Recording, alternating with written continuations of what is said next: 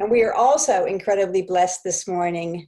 Good morning, Dr. Shah, for a very special guest to share with us his wisdom and words. So it's all yours, Dr. Shah.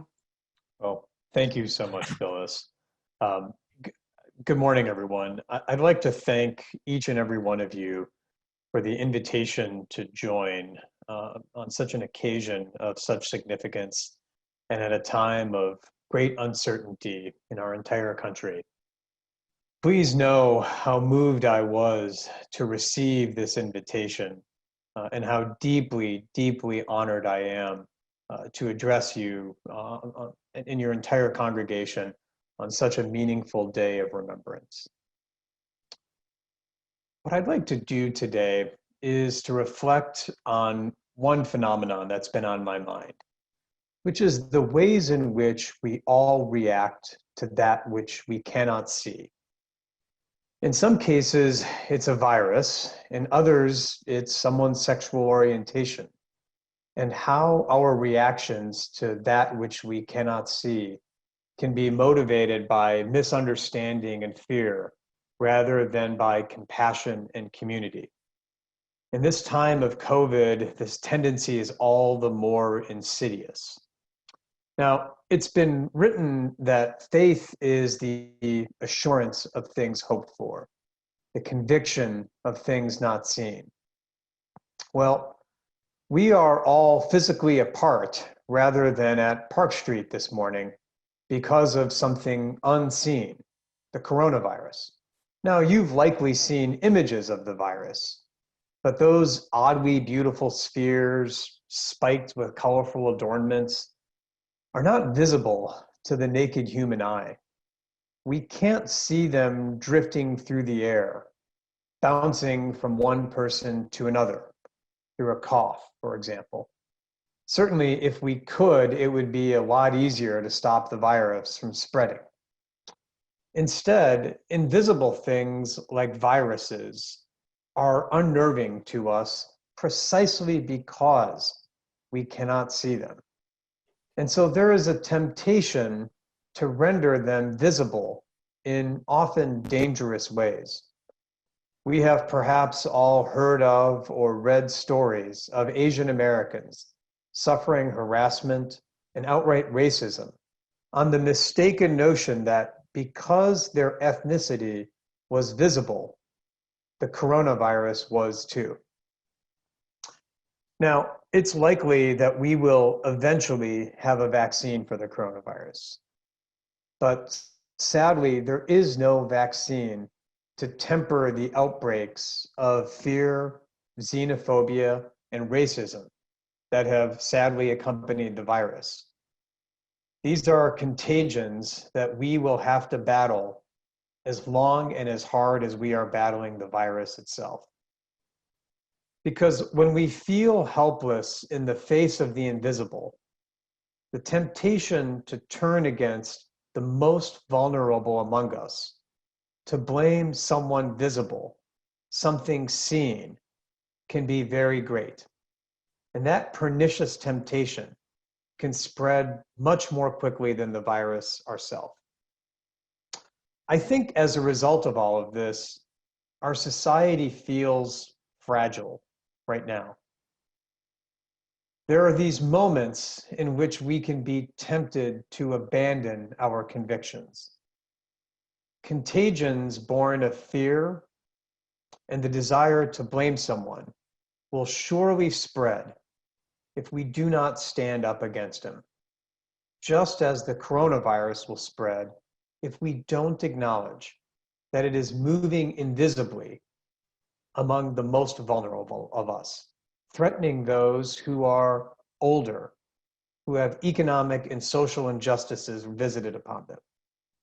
We all have an obligation right now to make sure we are collectively standing up for the most vulnerable among us, to make sure that the virus is not visited upon them. But sadly, the same tendencies, the same phenomena to trend towards xenophobia, racism, as ways to make the unseen virus be seen, have been observed in past pandemics. Societies that have faced novel pathogens have scapegoated marginalized populations, especially when the virus could be linked to a distant place of origin, and the disease could be associated with foreign peoples. During the 19th century, commercial shipping ferried the bacteria that causes cholera around the globe.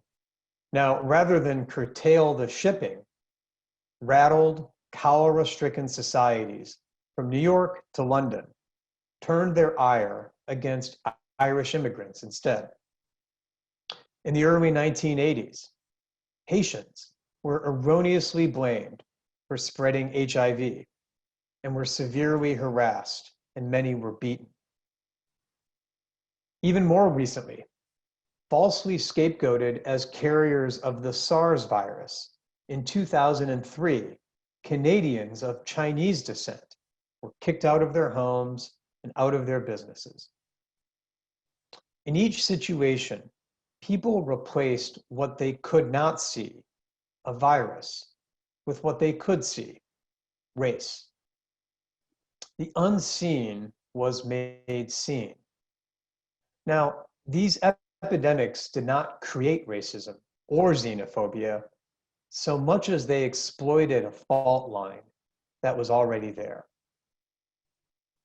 We can't see the pathogens that cause these epidemics, so we highlight things like foreignness, and we foster xenophobia. Even in the way we name these pathogens, it's the Wuhan flu, the Spanish influenza, even though that microbe didn't originate in Spain at all. What's interesting to me and quite telling is that we don't apply this same nomenclature when a pathogen's origins are closer to home. HIV was largely first characterized in New York City in the 1980s, but we don't call that NYC1.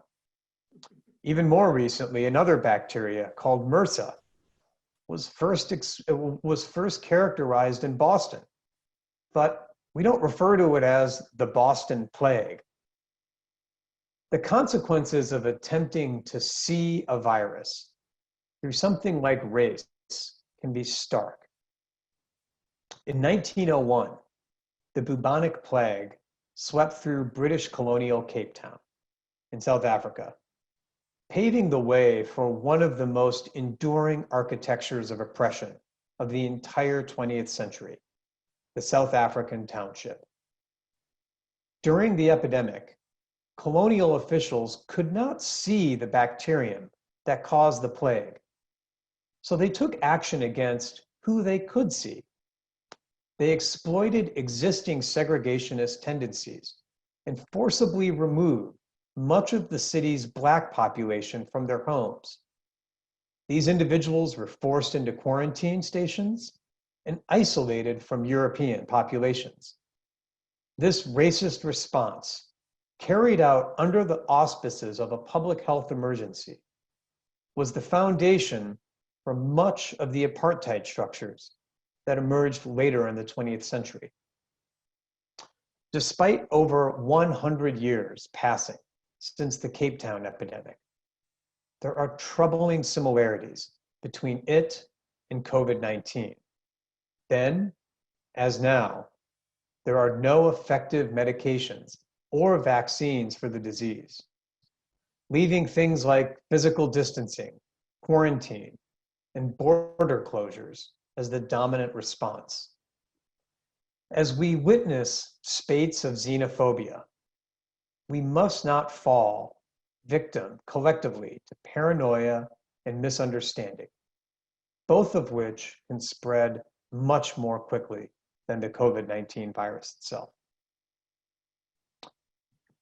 Now, 36 years and 5 days ago, this same miasma of misunderstanding was at play. A 23-year-old man was walking down the State Street Bridge one night, not far from where many of you may be dialing in from. Another group of young men were threatened by something they could not see: his sexual orientation. They turned their feelings of being threatened into actual threats of violence against him. In the same way that today's xenophobes attempt to expel those they feel to be tainted by the virus because of their ethnicity, these young men set out to extinguish that which they could not or did not understand, what they could not see. Sexual orientation left them so deeply troubled as to leave only one choice: to throw Mr. Howard over the bridge. The base instincts that motivated their unspeakable actions were and are a symptom of an endemic societal contagion that in many respects is sadly still with us.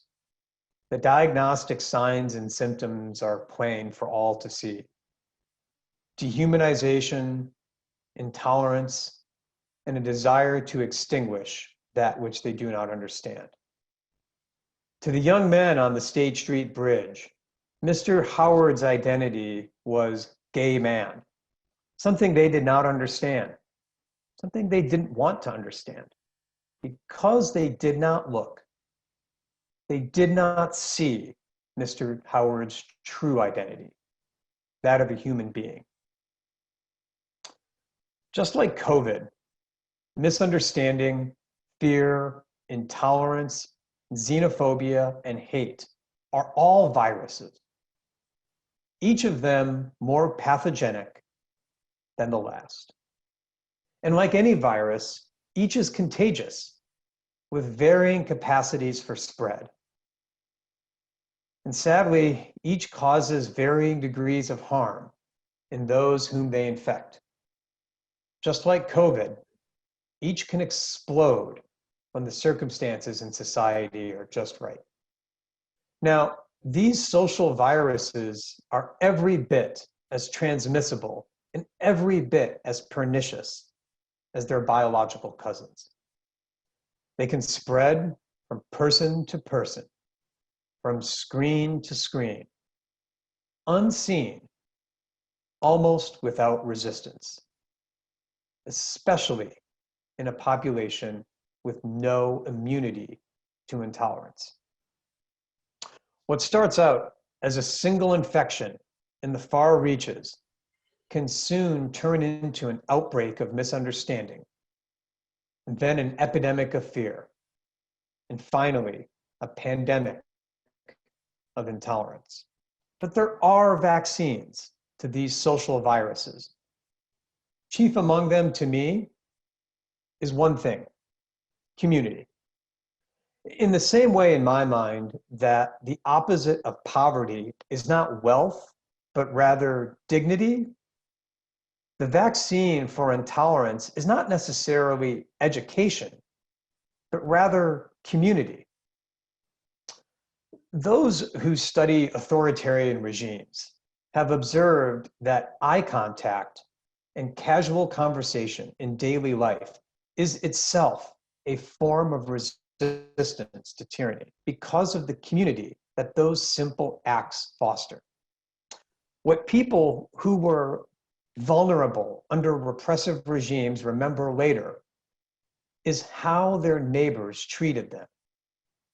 If their neighbors averted their eyes when they met or crossed the street to avoid one another, those same people later reported feeling more fearful, and with good reason.